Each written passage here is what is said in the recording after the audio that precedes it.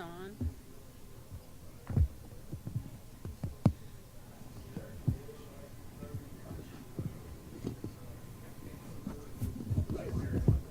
Is it on? Oh, it is on now. Okay. All right. Well, hey, good evening, everybody. Thank you so much for joining us tonight. I'm Vice Mayor Lauren Tomachoff, and I want to thank you for taking time out of your day. I know we're all busy to be here tonight to get an update on the Loop 101, 75th Avenue to I-17. And now we know for sure it's 75th Avenue to I-17 project, the widening project. We knew from the beginning that, that while this is necessary with all the growth happening in the West Valley, that there was going to be some inconveniences, and I'm sure we've all experienced some minor inconveniences, but I promise you in the long run, this is going to be worth it. The capacity needs to be more for the amount of traffic that this freeway carries. It's incredible. I'm sure I came home today and I was like, and in both directions. It's not even so much just rush hour one way, and it's rush hour all the time in both directions. So there's a lot of traffic. This is really going to help. So I appreciate you making time. I want to thank ADOT for coming out tonight to do a presentation, and there's going to be staff on hand to answer your questions. We've got Councilmember John Edwards from Peoria here visiting tonight so he can keep his residents informed. So thank you so much for being here, and I'll just turn the program over to ADOT.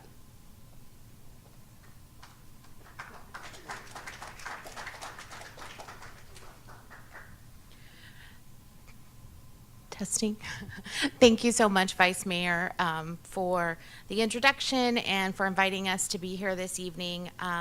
We are really, we welcome the opportunities to get out and talk to constituents and our drivers out there on the road. So we're happy to be here tonight to speak with you. I'd like to introduce our other team members that are here.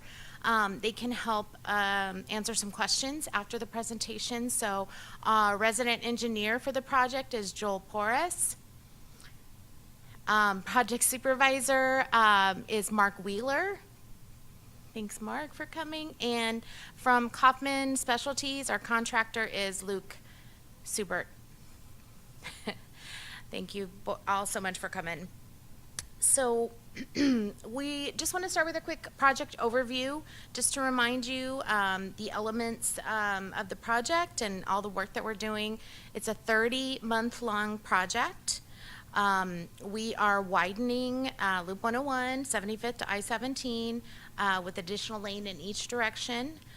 We are widening bridges at 51st Avenue, 35th Avenue, and 31st Avenue. We are improving the system interchange ramp between Loop 101 and I-17, the westbound 101 to northbound I-17. We will add or raise walls in some areas of the project. There are some other improvements like LED lighting, new drainage, widening ramps, frontage roads. And finally, there will be some improvements at the 75th Avenue interchange. So I will get into several of those items as we go through the presentation. So just a reminder, Vice Mayor Tomachoff just spoke on the capacity issues. So we really want to help alleviate the congestion and the traffic snafus that maybe are currently taking place. We are going to improve the pavement conditions. So resurfacing the roadway will extend the longevity of the concrete surface out there.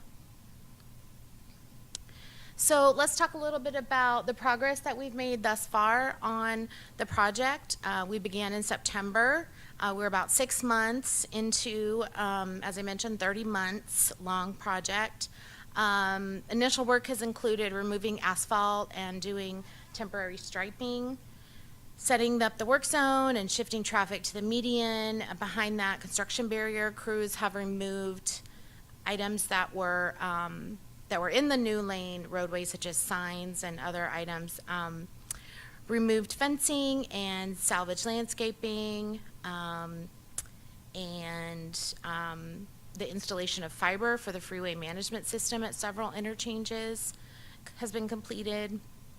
And they've begun work on those 3 bridges that I mentioned that are being widened earlier, including drill shafts and and for drill shafts for the bridge towers, which I have a picture of here. This was at the 35th Avenue Bridge. On the left, they did overnight work to install a drill shaft for that widened bridge on the westbound side of Loop 101. On the right-hand side pictured is they just poured concrete at the bridge abutment, which is a structure that connects the bridge deck to the ground at the ends of the bridge span to provide support and stability. Work also began to excavate the roadway. You see pictured here on the right, as well as removing curb, gutter, barriers, work on storm drain installation. And you may have noticed a lot of work happening at those three bridges, 51st, 35th, and 31st. They are also constructing retaining wall foundations and segments of the walls as well. Here on the left is a location where they've excavated the foundation for a retaining wall, and the other photo pictured is segments of the retaining walls that are being constructed and put in place. Here's another shot of the bridge work. This is new bridge footing being built at the 51st Avenue interchange. So these bridges are box girder bridges, I think I'm saying that correctly, in which the main beams comprise girders in the shape of the hollow box. So the crews are building a total of 28 of these in the project in the construction yard. Pictured on the right, you'll see the steel forms that are put in place to construct the interior walls of the boxes. On the left, you can see a completed box girder, and the duct openings are visible where the bridge tensioning cables will run through the girder. And we're going to talk more about the bridges later and some schedules. So, wanted to share with you upcoming traffic impacts. We will have our first long-term ramp closure beginning on May 13th. The 35th Avenue westbound on-ramp will be closed for approximately 60 days for reconstruction. Again, that's Tuesday, May 13th. In addition, the following week, we will have 2 more long-term ramp closures scheduled to begin. The 59th Avenue, I'm skipped ahead. I'm going to come back to that one. The 51st Avenue, 51st Avenue off-ramp is going to be the westbound, am I saying this right? Goodness, I apologize. The westbound off-ramp at 51st Avenue will be closed for approximately 60 days on May 20th. And also on May 20th, the westbound 59th, I apologize, I'm mixing these up. 59th Avenue, the westbound off-ramp at 51st, and the eastbound on-ramp at 59th are both closing on May 20th. I apologize. So, as I said, approximately 60 days for reconstruction, and if it can be done any sooner, of course, the project team really works to, minimize impacts. So if it can be done sooner than that, but we know it'll be in the range of 60 days. So I'm going to go back to the full eastbound closure of Loop 101 is scheduled for the weekend of May 16th. So there's going to be a lot of work that's happening during that closure. So just so you know, we definitely think about, how we can keep the roadways open as much as possible. So the team is really doing a lot of work. But it's going to be closed between 59th and I-17 from late Friday evening to early Saturday morning of the 19th. In addition, we're going to close to minimize, additional vehicles coming onto the freeway, we're gonna close the eastbound on-ramps at Union Hills, at 75th, and at 67th.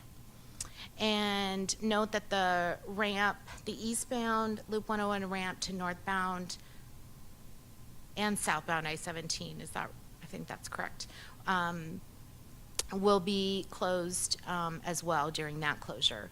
So on the westbound side, we will just have an HOV lane closure during that time. That's just for some lighting work that needs to be done. So, and we are recommending that folks use Union Hills or possibly Bell Road to get around that closure. And additional upcoming closures and restrictions a little bit further into the summer. We anticipate that there will likely be 3 additional 60-day ramp closures in July. And we anticipate placing girders at the 51st and 35th Avenue bridges. So there will likely be some overnight or weekend restrictions or closures due to those and the work that requires those. But just keep in mind these schedules are always subject to change. But we wanted to give you a general idea of what's coming up. And finally, even just a little bit further out into the year and through the end of 2025, we will continue the reconstruction of all of the Loop 101 ramps. There are 6 interchanges that the ramps need to be widened to accommodate the new lane that we're adding on the Loop 101 main line. The team is going to construct a detour for north and southbound I-17 traffic when we work on the 27th Avenue eastbound off-ramp. And we're going to be working on continue constructing the walls. The 75th Avenue improvements at the Loop 101 interchange are anticipated to begin in late summer or late summer to mid-fall time range. So that's coming just a little bit down the road as well. And back to the bridges, we'll demolish part of the bridges and place those girders as I mentioned earlier. So I also just want to remind everyone, I hope that you are signed up for project updates, but if you are not, you can get emails, you can subscribe to our emails, or you can just check our webpage. You can also reach out to me, my email address, our project hotline. It ultimately gets to me, but email is a great, fast way to ask a question, or if you need some assistance with anything related to the project. So I believe that is the end of the presentation. I hope that provided a good update and overview of where the project stands right now. We would be happy to answer any questions that you all have. And I might need my reinforcements to come up. Great, thank you. Yes, I don't know if you feel confident or if you would like to go to the microphone. That probably ensures that folks that are watching online can hear you, so thank you. Hi, my question has to do with will there be detours going through Arrowhead Ranch, or will they go to the main streets? I'm concerned about a lot of traffic coming through the residential areas. So it's always our intention, and if you want to jump in, Joel, I can try to answer. It's always our intention to, we don't direct any detour traffic through neighborhoods if we can't control what drivers are doing, but our detours, we promote, a detour through our communication efforts, and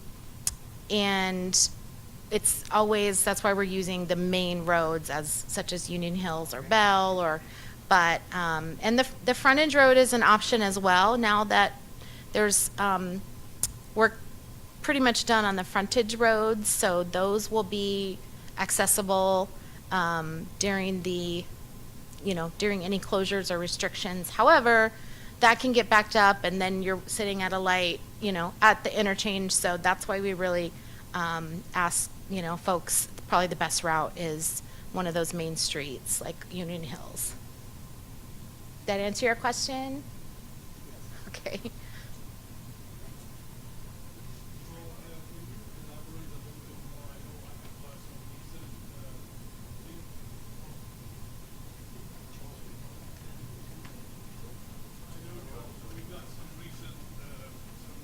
Inquiries about traffic using Melinda Lane, as they go up 51, trying to cut off to 59th. I heard for some residents also, so, have we done anything else to try to, just so the folks would know up here and what measures we have taken to discourage people from using that as a cut through?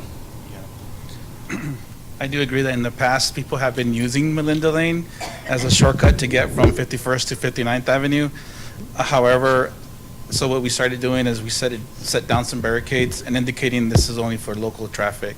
But just as she mentioned before, we're not directing traffic into neighborhoods. It's mostly Bell Road and Union Hills that have the capacity.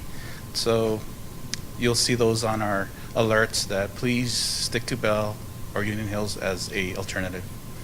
Yeah. Good question. I have a question. So, from the city of Peoria. So, what are you guys doing? Are you working with the local municipalities to make sure that there's no construction on Union Hills and Bell Road that are going to be happening during your freeway closures, because you're going to be using those two heavily congested roads already for additional traffic? Do you anticipate any of the municipalities having construction during that time frame? And if so, are you working with them to maybe forego some of those dates? That's actually a great question. Thank you. Tony has half the answer here, so let's. I know for the city of Glendale, like for this coming weekend, we have a closure on Bell Road, so we've been communicating that to ADOT. So anytime we have any major closures or work that needs to be done on Bell Road or Union Hills, we're making sure that we communicate that with the Kaufman team and with ADOT. So I'm sure Phoenix is doing the same thing. I can't speak for Phoenix, but I know we are coordinating our projects, and I know there's a representative or two during our Wednesday meetings. So we're making sure, at least from Glendale's part, that we're doing that. In our weekly construction meetings, which the city of Phoenix is also a part of, we have Maisha Harris that is well aware of anything within the city limits of the city of Phoenix. And yes, if there is a closure off of Union Hills or any major work off of Bell, we should know about it, and that's been happening. So, good question.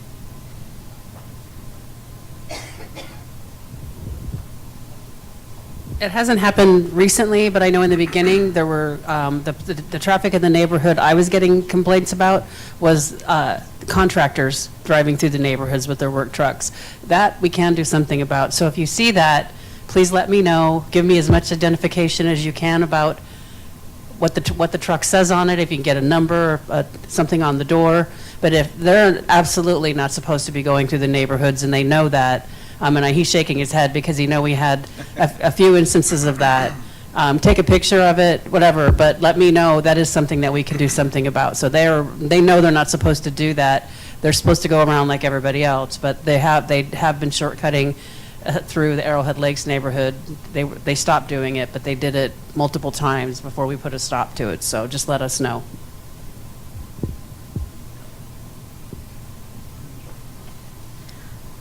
Just to add on a little bit, another,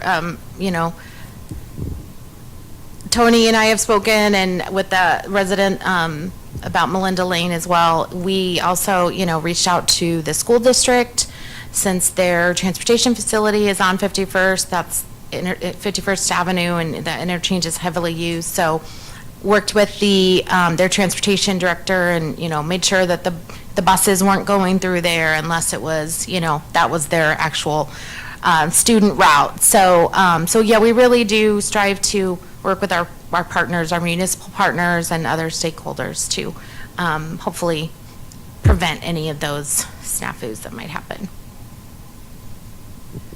So I have a question about the sound barrier walls between 51st Avenue and 59th Avenue, right at Arrowhead Lakes, because I live right in Arrowhead Lakes, and it's very noisy there because that's where the freeway goes up. What are the sound barrier walls going to be? Because I've seen various things. There were, like, for a while, there wasn't going to be any change to them, which is crazy. What is really going to happen with them? I have an image. I don't think I can get to it though. Let me see. Yeah, the way I'm set up on the presentation mode, there is, and it's on our website, the presentation that we did before construction started, it's on our website, so there's a diagram that shows what walls are going where. So there is a wall an additional screen wall that will go up right east of the 51st Avenue interchange, closer to Loop 101. And then the other wall. We could have actually Kaufman, if you have it in your head. Yeah. Luke's dying to get up and talk with you guys. You can explain it much better than I can. So, in general, the existing sound walls in that section, they're going to be raised 4 feet. Oh, can you hear me? Okay, so the existing sound walls that are there, that would be west of the 51st interchange, they'll be raised 4 feet. And then there'll be a brand-new sound wall that goes up that's at the 51st bridge traveling west. So right is that area probably you're concerned about, there's a whole new sound wall going up in there. Yep. Since I have the mic, a follow-up question on that. How did you determine 4 foot was the right answer? That's a designer question. Yeah. That's a very in-depth question. We did have a lot of folks asking about this before construction started.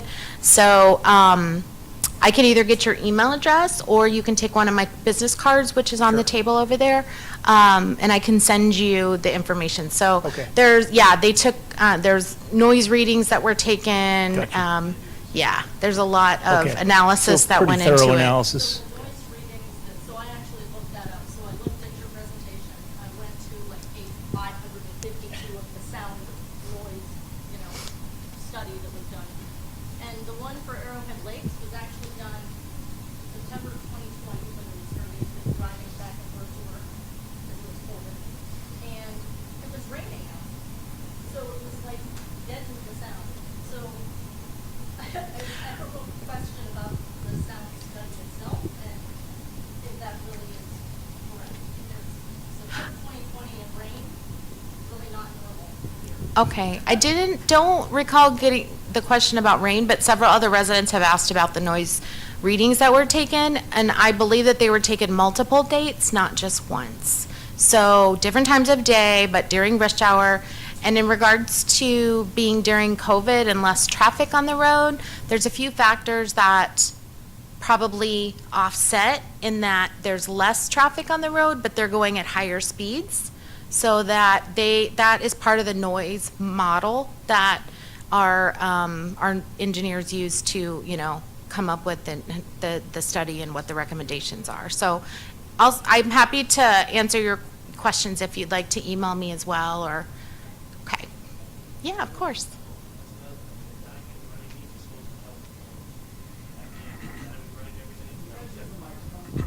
Here you go. I can repeat it. So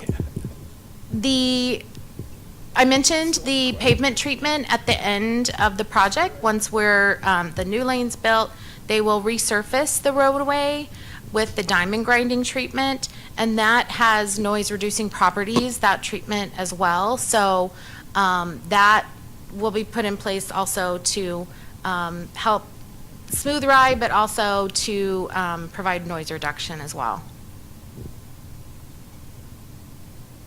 Did you have another question, sir? The guy with the mic has a real question. Yeah, I'll follow up my own question. It has to do with material. So obviously, a lot of builds involved in this 30-month program. Are there any projected material shortage impacts that have already impacted the schedule, or areas of concern relating to material? Joel, can you answer? or- Joel. They actually talked about that with the tariffs, if we have any shortage in materials. And the answer so far, as of last Friday, was no one has brought up that concern to us. Kaufman is here. I don't know if they're going to send me a letter tomorrow saying I can't procure this item any longer. But yeah, if you're worried about the tariff situation, it hasn't hit ADOT yet. Yeah. Yeah.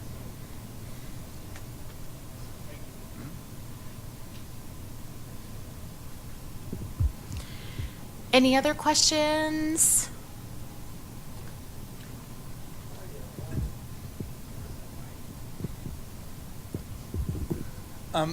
The importance of communicating when all these closures are, I cannot overemphasize that. And please continue to do that and give people enough warning, because with enough warning, the best way I found to deal with this is I don't drive anywhere near where you're closing down, but I got to know that a little bit in advance to be able to really do that. So I think you can help a lot by being very timely in your notices, and if there are changes, that those are properly communicated, and the less people around where you're closing the road, that's got to help a whole lot. Yes, absolutely. It's our goal to provide for longer term closures, especially at least 2 weeks' notice. So later this week, our traffic alert will go out about all of the ramp closures that are planned in May, so that we can plan ahead. Even though there may be a change, and we'll communicate that if it were to happen, but we send notices through our GovDelivery subscription, email subscription. We post everything on our website. We post on Nextdoor, and we have a very large list of stakeholders and businesses in the area. In addition, we share the information with the city, transportation folks, as well as we're going to share that information with Vice Mayor Tomachoff to share with constituents as well. I try to include HOAs and any communication method we can think of. So it's our goal to do that. And we also, for the first 35th Avenue long-term ramp closure, I actually went out today and notified businesses in that area, and I will do the same. We'll do the same on the 51st and 59th Avenue areas to kind of let folks know. And I can provide those notices as to the city and the city council as well, so they can share the construction notices. So, which really, maybe can be downloaded and shared if folks want to hand those out as well to the public or to your neighbors. And Kim, here on this document that you guys provided is the website where people can sign up for the notifications if you haven't already. So come and grab that at the end. Also, Kim's card's here, so there's plenty of opportunities to get notified. Thanks, Ryan.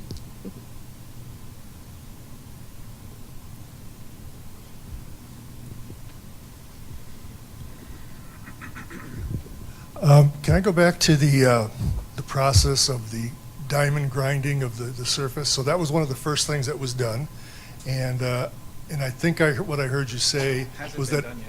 Pardon me? Has not been done yet. Well, We haven't started.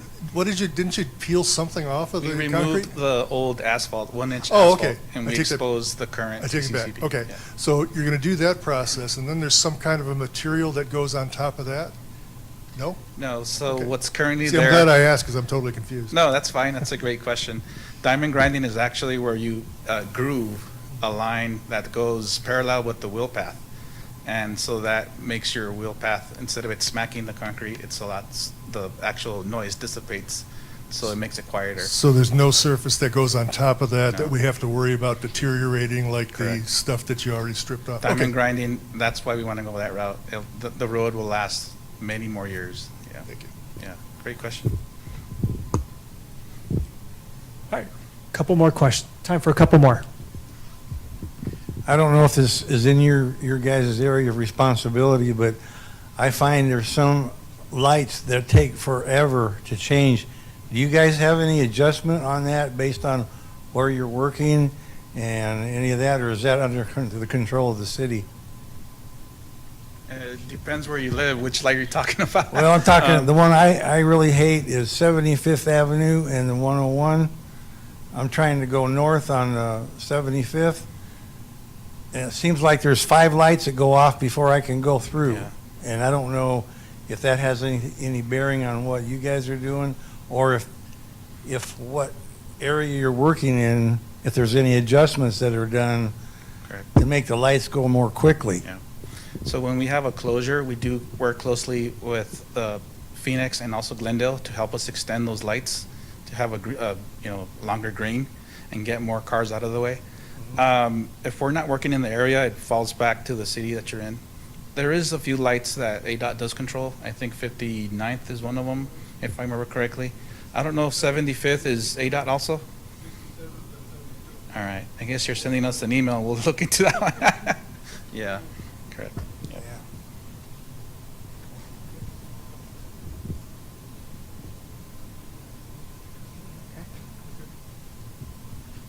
Going once, going twice.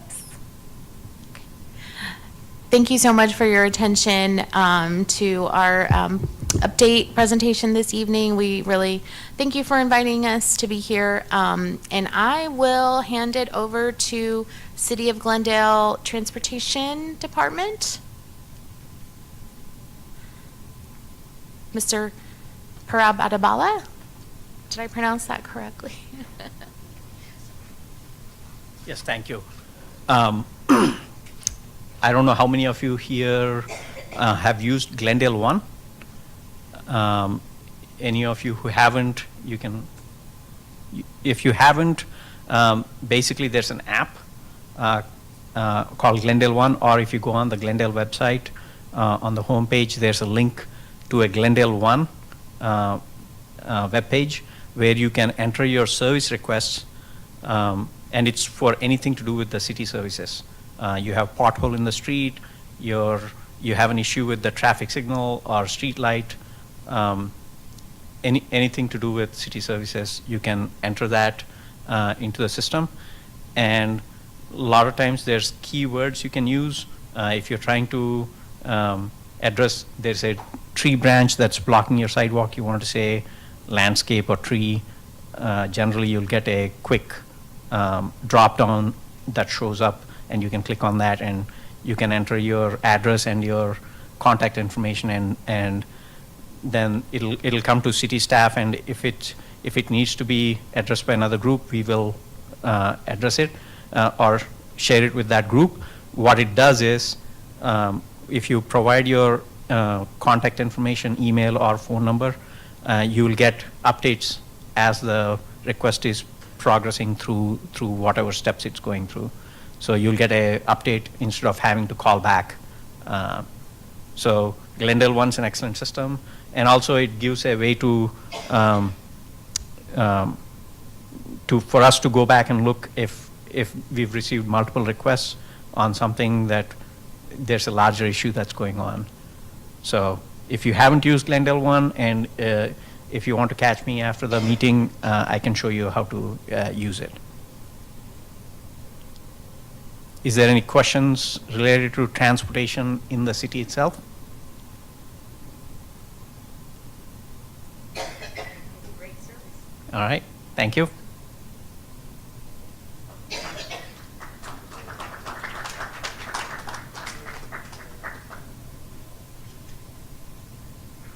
Thank you for coming. That's going to close out the meeting for tonight. And again, Parab and his staff will be here, and Kim and the team from ADOT will be here as well.